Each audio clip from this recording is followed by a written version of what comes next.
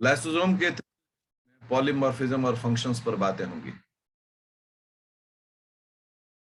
तो सबसे पहले शुरू करते हैं क्या कि जो मेरे प्रीवियस लेक्चर का एक हिस्सा था कि लाइसोसोम में डिग्रेडेशन के 4 पाथवे होते हैं। उसमें पहला था फैगोसाइटिक पाथवे। तो हम लोग डिग्रेडेशन पाथवे इन लाइसोसोम देख रहे हैं।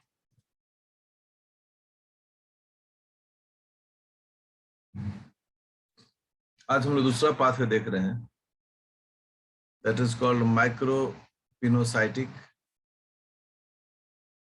पाथवे। ठीक है। पिनोसाइटोसिस का मतलब होता है टेकिंग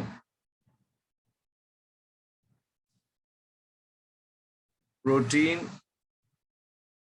रिच डाइट।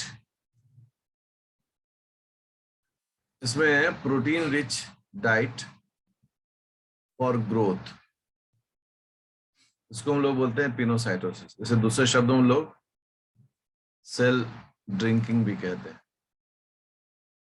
जबकि वही फैगोसाइटोसिस जो है उसमें हम कार्बोहाइड्रेट रिच डाइट को लेते हैं और इसका पर्पस होता है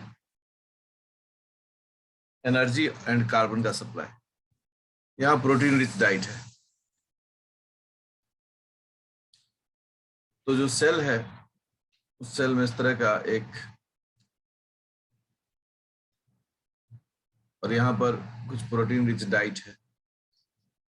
ये पेनोसाइटिक वेजाइकल जो है प्रोटीन रिच डाइट के साथ हुआ, और यहाँ पर इसके साथ जुड़ता है लाइसोसोम जिसमें एंजाइम है। लाइसोसोम ये है मैक्रो, मतलब अगर बड़ा मॉलिक्यूल प्रोटीन का लें, माइक्रो पिनोसाइटिक वेजाइकल। और फिर एज यूजुअल जो हम पढ़ते हैं दोनों आपस में फ्यूज कर जाएंगे और प्रोटीन को एंजाइम जो है वो डाइजेस्ट कर लेगा। इस तरह के पाथवे को हम लोग बोलते हैं माइक्रो पिनोसाइटिक डिग्रेडेशन पाथवे। ठीक है। ये जो है ये सेकेंडरी लाइसोसोम हो गया। इस प्रकार से ये काम होता है। उसके अलावा है तीसरा जो है, उससे हम लोग बोलते हैं एंडोसाइटिक पाथवे।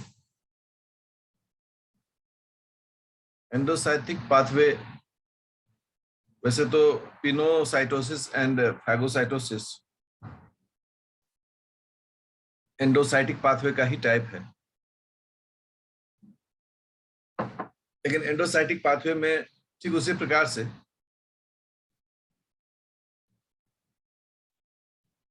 सेल के अंदर में कुछ एंडोसाइटोसिस के कारण एक वेजाइकल आया, इसको हम लोग बोलते हैं एंडोसाइटिक वेजाइकल। तो ये वेजाइकल फिर किसके साथ फ्यूज कर जाएगा? लाइसोसोम के साथ। मतलब बेसिक फंडा सबका एक ही जैसा है, और लाइसोसोम के साथ ये फ्यूज करके और उसमें चारों तरफ से एंजाइम द्वारा वो पूरी तरह से डाइजेस्ट हो गया। ये हो गया पिनोसाइटिक इंडोसाइटिक पाथवे। और जो लास्ट पाथवे होता है वो होता है ऑटोफैगी पाथवे। ऑटोफैगी पाथवे में इसमें ये होता है कि सेल के अंदर ही ऑर्गेनेल्स होते हैं।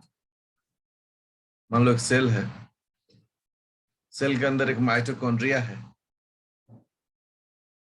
ये माइटोकॉन्ड्रिया जो है वो वोर्न आउट हो चुका है, मतलब इसका काम समाप्त हो चुका है। हर चीज की अपनी एक उम्र होती है, वोर्न आउट माइटोकॉन्ड्रिया।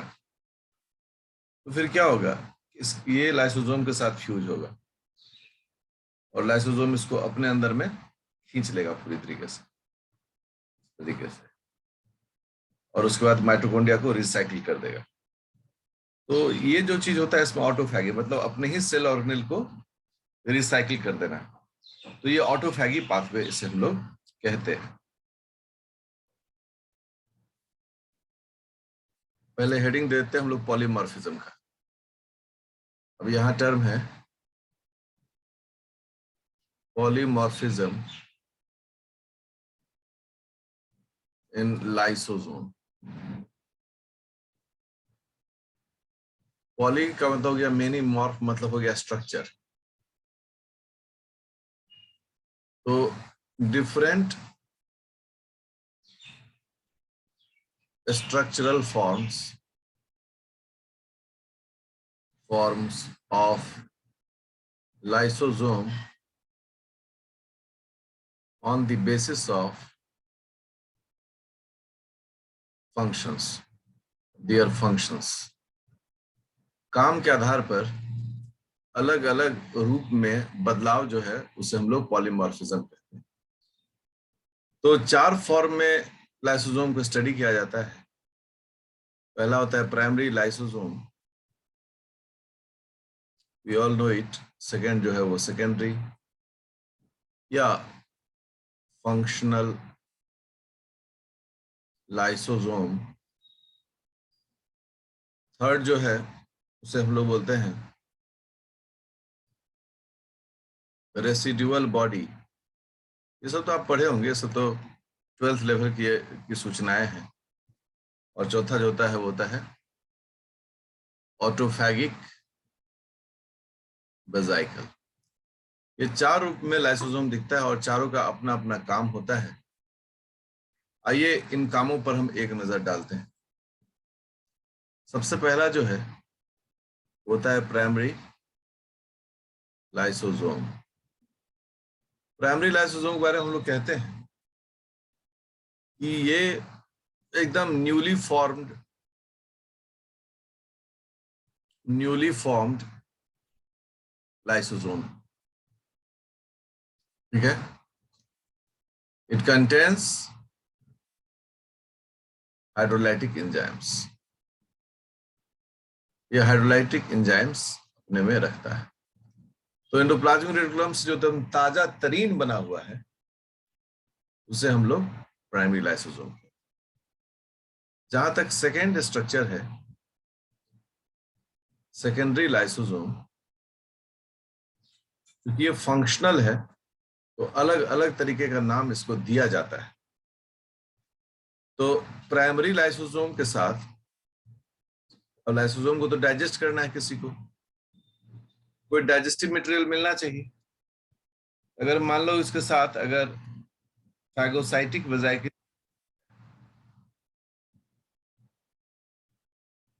अगर ये दोनों फ्यूज कर गया तो उसे हम लोग बोलते हैं secondary lysosome.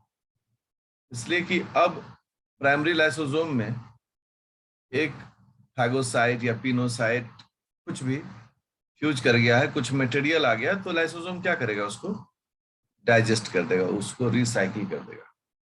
So secondary lysosome जो होता है ये वो जगह है जहां पर डाइजेशन ऑफ या रिसाइकलिंग ऑफ मटेरियल्स होता है। तो सेकेंडरी लाइसोसोम के बारे में हम लोग क्या करें, हेयर रिसाइकलिंग और डाइजेशन ऑफ